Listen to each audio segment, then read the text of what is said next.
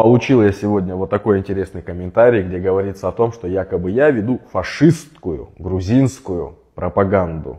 Но я уверен, с этим многие люди не согласны, так как я говорю лишь правду и периодически подкрепляю эту же правду фактами.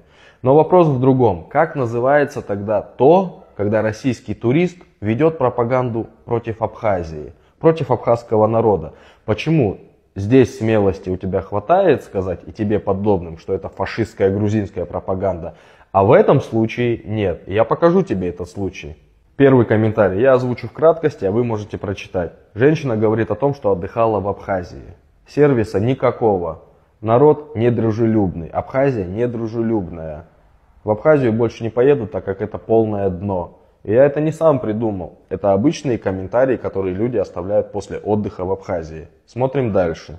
Здесь уже Сергей говорит о том, что туризм в Абхазии не развитый. И нужно постоянно опасаться варварства. А еще ночью вскрыли машину. Ну а здесь уже люди говорят о том, что Абхазия это убожество. Не нужно сюда приезжать, сравните ее с другими странами. Живут за наши налоги и еще ненавидят нас. И вот здесь у меня вопрос, как называется это? Это разве не та фашистская пропаганда, которую сегодня российский турист ведет против Абхазии, против абхазского народа? То есть получается, насколько вас сегодня съела вот эта репрессионная машина? Вы, зная правду, боитесь ее услышать, боитесь ее озвучить.